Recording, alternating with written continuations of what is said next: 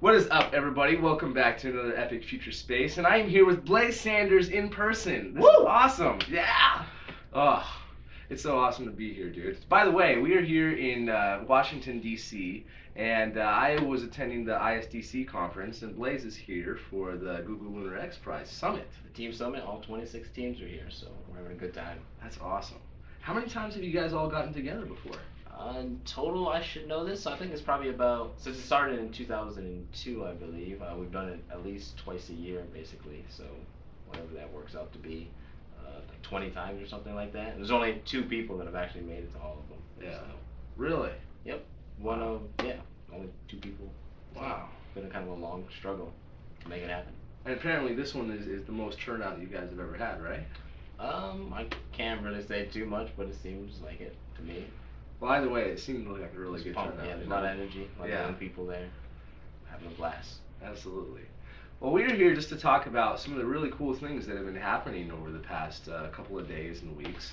First of all, SpaceX got the swag right here, a little Dragon capsule, baby. See that? Yes! SpaceX! Oh, this has been so cool, so cool. You know, I was so excited when they successfully launched and everything. No! And that's how I felt when they aborted. Oh, man. But, dude, this has been so epic. I mean, they successfully were able to rendezvous with the space station. And I don't know if you know about when they were first approaching, and, you know, things didn't quite look just right, so they were able to stop. And then narrow down the back laser up and everything, yeah, and then start again, and everything was cool. Don Pettit is so awesome. Do you hear what he said when they caught him with the Canadian Army? He's like, looks like we have a dragon by the tail here. It was freaking awesome. Oh, that's cool. And then as soon as after like they finished the birthing and everything, it's like, that was some good practice. Why don't we do the real thing now? It was so funny. There's a couple of tweets that like this geeky mom did right as soon as he said it, so you guys should follow her. She's awesome. At a Geek Mom? At a Geek Mom. Yeah, absolutely. Thank you very much for all the work that you do at a Geek Mom. Anyway, when that happened, I was here at the ISDC conference, and I've been away from the computer this whole time, so I apologize to all you guys out there if there have been a bunch of comments and if you've been requesting for me to do stuff. I'm sorry, I've been busy.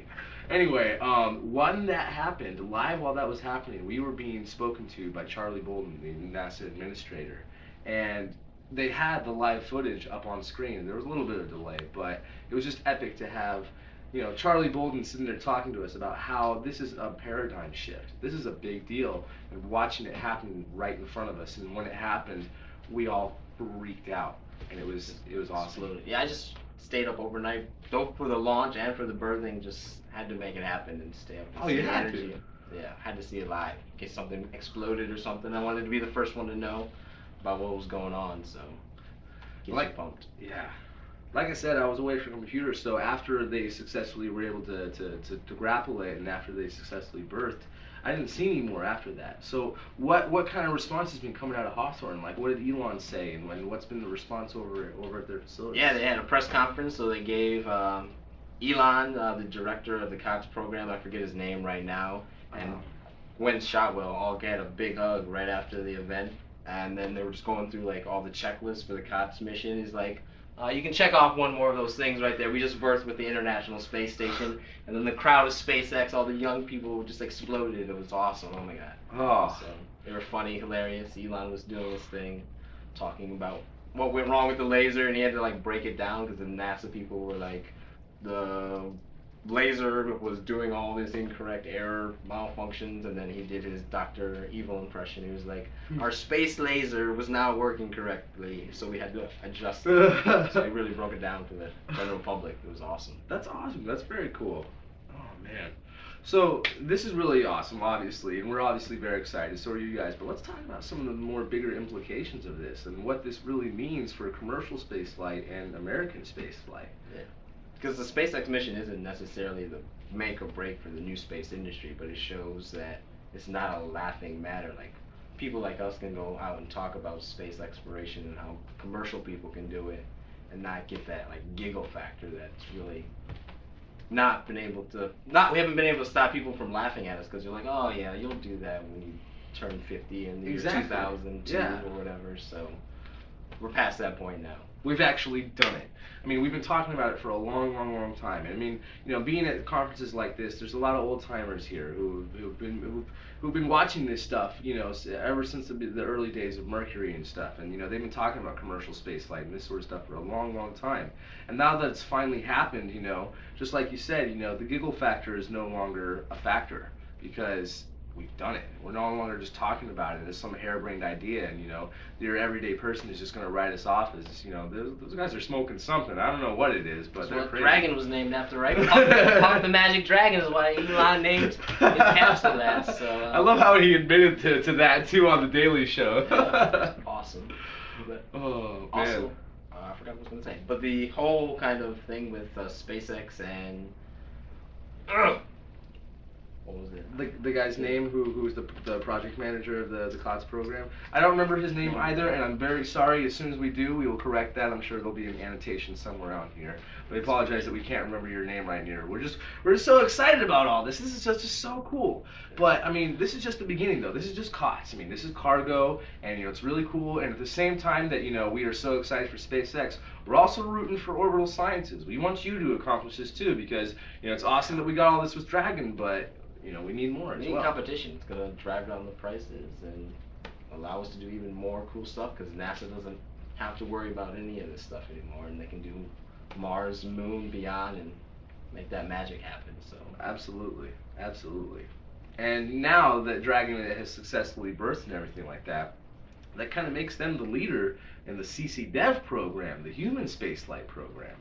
So let's talk about some of the other guys. I mean, we got Sierra Nevada and Blue Origin and Boeing, and none of their spacecraft have flown in space. Yeah, Boeing has heritage programs, but not even like a test flight. They want to do the multi-purpose crew vehicle in like 2015 or something, with a test flight finally. So. Yeah, I think 2014 they moved it up to that with the Delta IV, but still, that's 2 years away, and we've been working on that program since 2005. Yeah, Bush started it, I think, so way back then, yeah. So, I don't know. And I love that we can say we kind of did it. It was kind of back in Apollo, like the entire world landed on the moon, and it's kind of that same feeling with SpaceX and these new commercial things.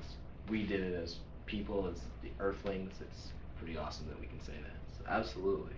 And I feel like this is just the beginning. I mean, this moment for us, I don't think necessarily is more like Apollo and the moon landing. I think this moment for us was more like John Glenn reaching orbit, or Gemini docking for the first time. That's what this moment is for our generation, and it's just beginning because there's so many more big things to happen after this, and it's just gonna be crazy. And this is just the beginning. Yeah. We're gonna talk a little bit more about some of those other companies. Yeah, absolutely. Break those down. Yeah, I really like what Boeing has been doing. Boeing and Lockheed Martin have been working together for a long time. They kind of have been having a duopoly for many years, especially through United Launch Alliance. And Boeing, was seeing SpaceX and a bunch of these other companies, especially doing CCDev and stuff like that, were willing, to step up their game and to compete with these guys. And Boeing, surprisingly, with their CST-100 capsule, they're actually really, really far in development. They've done a bunch of drop tests and splash factor tests, environmental stuff. And they even did a successful test of their launch abort system, I believe. Did they? Yeah. Well, at least the rocket, the rocket, they did test firings of the rocket. They haven't actually integrated it into the capsule and done a test flight like that. But, I mean, SpaceX did their, test of their launch abort rocket, the Super Draco, right around the same time. So as far as that's concerned, Boeing and SpaceX are on the same level. Awesome. Yeah, but they're not the only ones. Yeah, Dream Chaser, their shuttle, mini shuttle there, they'll really be able to bring a lot of payload back from the International Space Station. I'm not sure if it's more than Dragon, but seems like it could be possible, especially with that lifting body. Well, Mark Solangelo, he explained it really well actually at the conference, and explained the different configurations that Dream Chaser could fly in. You could have it, be entirely, a human capsule, in which case you'd only be able to bring back a small amount of cargo if you had, 7 astronauts on board at that point. But you could do like a half and half, where you only have like 3 to 4 astronauts on board, and then you can bring back about 75% of what Dragon could bring back. Or you could have it be entirely human rated and just need one pilot on board. So Can it fly unmanned, like completely, like fly by wire? Yes, but from what I understand, that Marcus and Angelo was saying is that when they do docking with the space station, that it is going to be piloted, and that's not going to be done autonomously. So they have to dock. They can't be birthed, right? Yeah. Okay.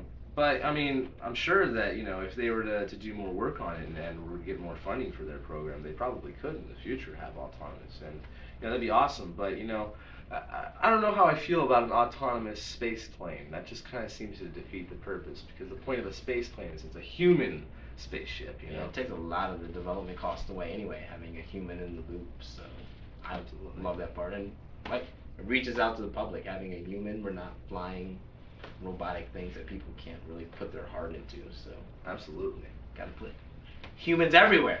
Absolutely. That's the whole point. I mean, we're excited about this whole cargo thing, but the point is humans eventually will be riding on Dragon. Yeah. Dragon Lab is going to be amazing when they start doing Yeah. all that stuff and opening up investigation to research scientists and universities and for like $90 million, which is ridiculous in the space industry. So Absolutely. Do you want to talk about any of the ideas that if you were able to do that, what you would want to do with Dragon Lab? Dragon Lab, we have a ton of ideas, but there's things that Solex has been kind of putting on the back burner, but orbital debris cleanup is something that I definitely kind of envision being capable from the Dragon Lab, having the first commercial spacewalk, being able to have tourists in orbit for 50% the going rate for like $10 million. We kind of have a business plan that we've put together to try and crunch the figures, and we think we can blow the prices of the Mir astronauts and what they're paying. They're paying like $20 billion to get into space and stay up there for like 3 or 4 weeks, and you can do something very similar. So we don't want to go into too much detail, but there's some pretty epic future space stuff that we can do out there. So Absolutely. it's got to go step by step. You can't bite it all off at once. Got to have that solid business plan. That's what commercial space is about. So we're not trying to go to the moon or Mars specifically, because that's very hard for a commercial entity to do. Investors want a return on investment. I don't see anything wrong with that. We get to go into space. Investors get to make their money. Life is good. Can't beat that. So I don't know. It seems like there's lots of difficulties with that as far as the return on investment goes. But there was a really good analogy that someone made at this conference, and I can't remember who it was. But back in the early days, when the Europeans came over to the New World, and Spain came over here to South America, and they already had gold waiting for them. They were able to pillage and plunder it and do all these sort of crazy things, and you'd think that they would have been incredibly successful from that. But if you really think about it, who ended up on top? It was Britain.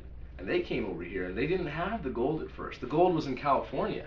They had all this land, and it wasn't until 200 years later that they were able to get their kind of return on investment. And Britain necessarily didn't, but it was the American people that eventually did. But I think personally that as far as like the moon and Mars are concerned, that when return on investment is concerned, it's more of the situation like with Britain. Like, we got to go there first, and then we're going to be able to figure out what it is that is going to bring that sort of return on investment of getting us there in the first place. it's definitely going to be knowledge, because it's very hard to ship stuff back. So a lot of IP, innovative ideas of how to do cool things on Mars are absolutely going to come back to Earth. Yeah, absolutely.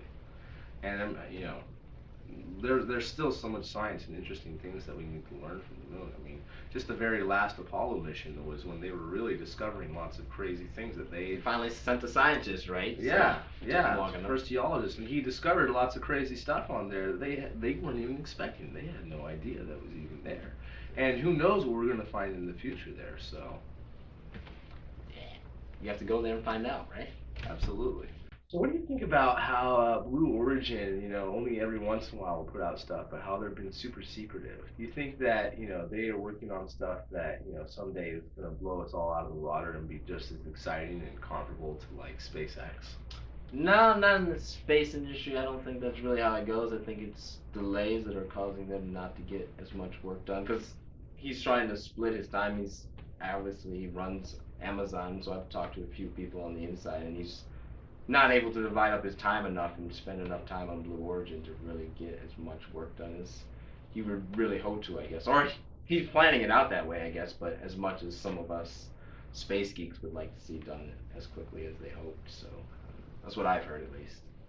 He's just not spending enough time at Blue Origin to get enough done. But they have some really cool ideas for water recovery stuff down in the Gulf of Mexico, launching from Texas. So Yeah. to be a completely reusable rocket system, I think, right? The first stage comes down. Yeah, that's what they want to do eventually. I mean, at first they're going to launch from Atlas V, but until they get the reusable rocket, yeah, that's what they're going to be doing. And you know, all the sort of plans that they put out there are very, very basic PowerPoints. I mean, very low. You know, they don't even have animation, but just very low rendering stuff. But Hand sketches, I think something was released. just about, yeah, just about. I mean, I think it was done in the computer, but I mean, it's the sort of basic stuff that you'd see, you know, your average space enthusiast do for like a T-5 talk. Not saying that there's anything wrong with that, but for one of the companies that are involved with the CCDev program, we would expect more. But you know, I understand that they're trying to keep, you know, what it is they're doing under wraps so that the competition doesn't copy what they're doing. But I think they're trying to keep it pretty basic though, so I think it's more about delays really. But we'll see. I guess only time can tell. So absolutely, that's the best thing about being commercial and actually launching it. See what happens. Absolutely. We're pumped having all these different options. Like it's never happened ever before in history, and so we have all these awesome space companies trying to make money, and Michael and I just want to be a part of that. So absolutely. So please hire us. Yeah. Let's talk about Mars Science Laboratory. As you guys probably have noticed, I noticeably have not talked about Mars Science Laboratory. There's a very good reason for that, but I won't get to that just yet. Why don't you go ahead and talk about what MSL is all about? Yeah, so they want to determine if life was ever on Mars. They have an awesome Mini Cooper-sized robot. I think it's more than half the way to Mars right now. They're kind of giving status updates.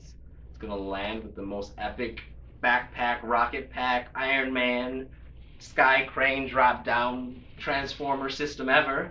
So that's going to be pretty awesome when they test that out. And then after it lands, it has this really super cool laser that vaporizes stuff, and they can analyze chemicals for signs of water that will tell you if life was ever there. It's a lot bigger. We'll be able to travel a lot farther, a lot faster. So it's going to be cool. Absolutely. And something that's really cool with this too is that, you know, with like Spirit and Opportunity and a lot of the other landers and stuff before, the area where it was most likely to touch down at was a very large circumference. I mean, literally, you know, like imagine this circle right here being like a 200-mile circumference. And with MSL, they're dropping that down to a 10-mile circumference. So we're getting closer and closer to be able to doing precision and eventually pinpoint landings on Mars, which is absolutely necessary whenever we want to start actually doing like a colony and stuff like that. Yeah, because you have to land your habitat and your food and your return vehicle. You all want to within get walking distance, right? Yeah, absolutely. So we have Red Dragon is another thing that's kind of related to MSL, having a human raidable capsule landing on Mars. That is awesome. That is no words. When that happens, I will have to wipe my butt, because that is gonna be the most crap. I don't know. We both will be changing our pants Yeah. at that point. That's going to be crazy if that ever happens. Oh. But we're absolutely both rooting for that. But I mean, Red Dragon, you know, is cool, and you know, I almost want to do something like a whatchamacall, like this isn't a good name for it, but like a gray dragon or something, just to use it to land on the moon. And even, you know, that'd be a good test to see if it would even work. You know, well, obviously it's a lot different from Mars, but back to the Mars Science Laboratory. To explain to you guys out there, the reason why I haven't talked about Curiosity, even though it is awesome, I mean, the rover itself is awesome. It's the most advanced rover that we've ever had. And it weighs over, not over, it weighs almost a ton. And all those sort of experiments, I mean, it has its own laboratory within it, and it's powered by a nuclear reactor instead of solar panels. So they don't got to worry about dust or none of that. It's going to, you know, it's awesome, and I think it's very cool. But what I do not like about MSL, even though it's a very cool system, is the sky crane. I think it's very dangerous, and I think that, you know, I almost want to meet the guy who suggested that and, you know, either punch him in the face or something. Not literally, but I mean, there's so many things that could go wrong. You know, I would hate for us to make it all the way to Mars, and within the last couple of seconds before we land, you know, something goes wrong. That's all I'm worried about, and that's why I haven't really talked about this, because you know how I am. You know, I'm very enthusiastic and get very excited about this a lot of stuff, and I just don't want to get my hopes up like I did with Phobos Grunt. That's all.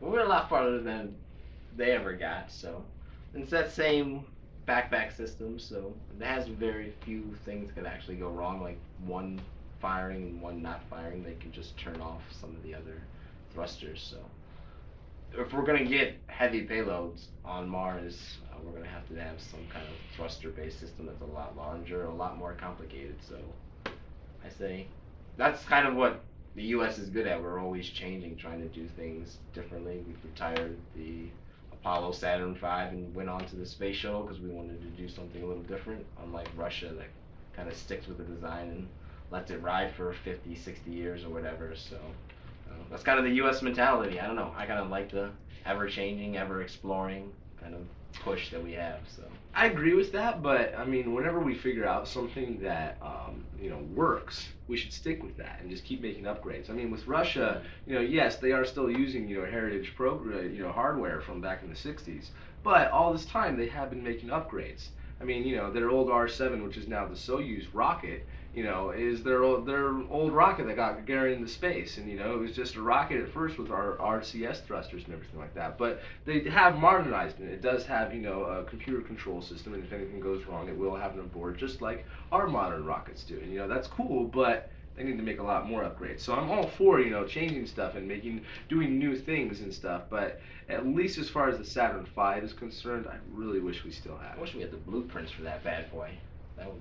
I heard like they burnt them or something, or lost them in water damage. Lost them in some sort of thing, yeah. How could you let that happen? The most epic rocket in history, a flying building. I don't know. So. But that is one thing that we can thank Jeff Bezos for, is discovering the F-1 rocket in the Pacific Ocean and trying to help NASA to recover that. So if we can... Pacific? Or I thought it was in the... No, it was in the Pacific. Or no, you're right. It's not in the Pacific. It's in the Atlantic. I'm sorry. Sorry. Anyway, though. He has to give those away, right? Yeah, it is NASA property. And he's cool with that, though. Like I said, he wants to help NASA to recover that. And like the whole thing with the recovery of their reusable booster and everything like that, he has his own ship to be able to do that with. I want to say that, no, never mind. That was SpaceX. SpaceX is using the old Liberty Star naval ship that used to recover the old SRBs.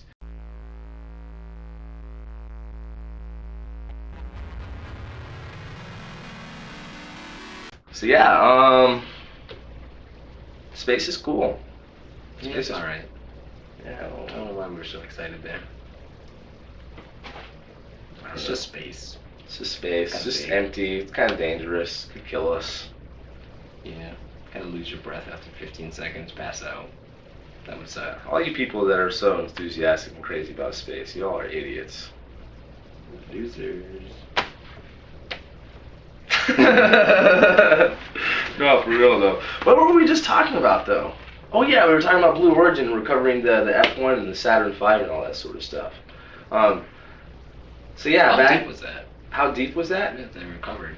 I don't know. I would imagine that it probably wasn't too. Well, I mean, at what point did the Saturn V separate from the first stage separate?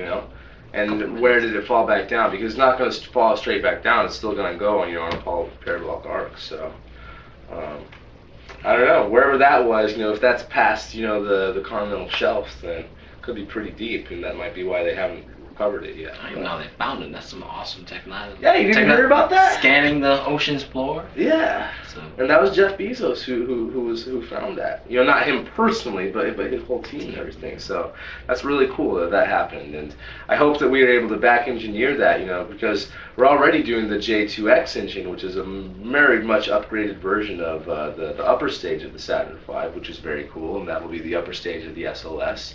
And at the same time, we got American companies like Orbital Sciences who are back engineering the Russians' NK-33, which was their rocket engine for their moon rocket, and which is very cool. And the NK-33 is actually a very awesome engine. You should look into the design specs on that.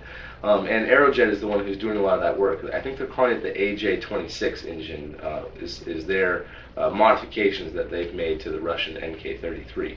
But with this Falcon, with the Saturn V F1 engine, if we can back engineer that and make improvements, then we can really have a super rocket. Yeah. Get SLS flying a lot sooner. That's the hope. But I still, this large thrusters for me, chambers are just not economical, like in the long run. That's one of the biggest reasons SpaceX has been so cheap. They can push their rocket engines around on a cart, not this huge forklift kind of thing. So they are awesome, but there's kind of a limitation if we want to really do long-term, sustainable space exploration. So Absolutely. but they are awesome. I'll give them that. Absolutely. Well, we've talked to you guys about a lot of crazy stuff and messed with you a little bit. That's all good. So yeah, I guess we're gonna get going. But like I said, dude, it's been so cool meeting you and actually being able to talk to you about all this cool stuff. And I hope we get to do this again, in the future. Are you going to the New Space Conference? Yeah, out in was it August, end of July? End of July, and that's in at the NASA Ames Center. Actually, they moved it. Yeah, because they outgrew it because too many people signed up already. Awesome space people. And that's awesome. That's really cool. And Space Frontier Foundation, they're going to be taking care of us a lot there. They said a lot of really cool things here at ISDC, so we're going to have a great time at that conference. There's a $110,000 space business plan out there that a couple companies that I know are involved with. So trying to kickstart what these small startups are doing. So that should be awesome too. Absolutely. Well, thank you very much for watching. Be sure to subscribe if you haven't already. Be sure to check out Blaze's projects that he's working on. Check out Juxtopia and the German team who are trying to go to the moon with the Google Lunar X Prize. Check out Solar System Express. They're doing a lot of really cool projects there, and we've talked about that, and we'll plug that on another video. And I'm sure there'll be a link somewhere in here and in the descriptions below for the interviews that we've done with more information about Solar System Express. So definitely check that out. And yeah, thanks for joining us. Can I say doobly-doo? Yeah, do it and check. Yeah, go ahead. Check the doobly-doo. Check it out in doobly-doo. So yeah, thanks for joining us again, and remember everybody, ad astra. To the stars.